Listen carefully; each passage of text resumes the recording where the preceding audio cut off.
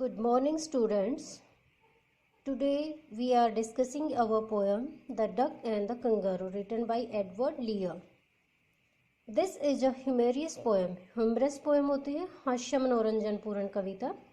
It is a dialogue between a good duck and a friendly kangaroo. ये एक बहुत अच्छी बत्तख और एक फ्रेंडली कंगारू, एक दोस्त जो कंगारू है, उन दोनों के बीच में डायलॉग, एक बातचीत है. One day a meeting takes place between a duck and a kangaroo.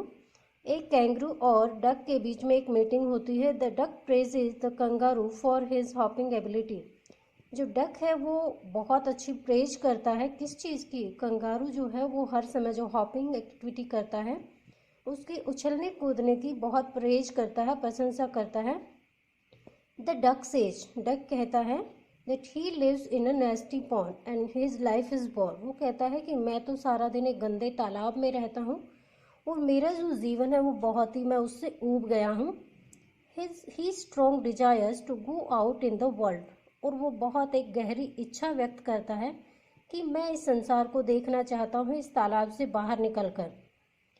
He requests the kangaroo to give him a ride on his back. और वो एक रिक्वेस्ट, प्रार्थना करता है कंगारू से कि कृपा मुझे अपने पीठ पर बैठाकर मुझे यहाँ से बाहर निकालो कुछ दिनों के लिए. He promises that he would sit without making any movement or noise. और एक छोटे बच्चे की तरह से जब बच्चा पीठ पर बैठता है, अपने बड़े भाई बहन या माँ बाप के जब पीठ पर बैठता है, तो उसकी तरह से वो रिक्वेस्ट करता है, मैं आपसे वायदा करता हूँ कि मैं बिना कोई मूवमेंट किए और बिना शोर किए आराम से बैठूंगा. The kangaroo says that he is willing. वो कहता है कि हाँ, मुझे कोई परेशानी नहीं है, मैं भी चाहता हूँ कि मैं तुझे घुमाऊँ. But before this he requires some reflection. पर वो कुछ सोचना शुरू कर देता है. He tells the duck that he lives all the time in water. वो कहता है बत्तख को कि आप सारा दिन पानी में रहते हो. His feet are so wet and cold that if he sits on his back he might catch the disease of rheumatism. वो कहता है हाँ, मैं आपको पीठ पर बिठाने में मुझे कोई ऐतराज़ नहीं है, मैं आपको इस संसार में घुमाऊंगा. बट वो कहता है यदि आप मेरी पीठ पर बैठते हो तो आपके जो पैर हैं हर समय जो गीले रहते हैं और ठंडे पानी में रहते हैं, उनसे कहीं मुझे गठिया बीमारी ना हो जाए. The duck says that the kangaroo need not worry about it. तो डक कहता है कि कंगारू को इस बारे में डरने की ज़रूरत नहीं है.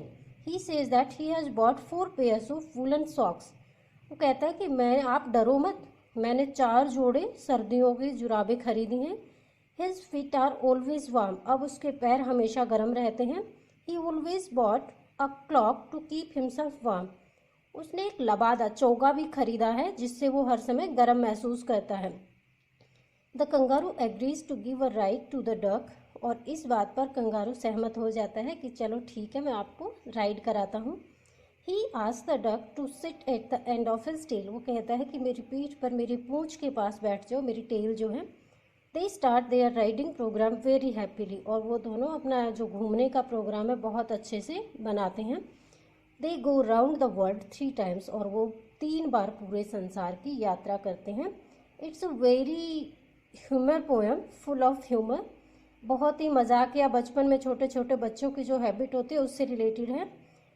It's a message of that we should be remain happily and good natured person. We should be good natured. Okay, have a nice day and take your work, do your work properly.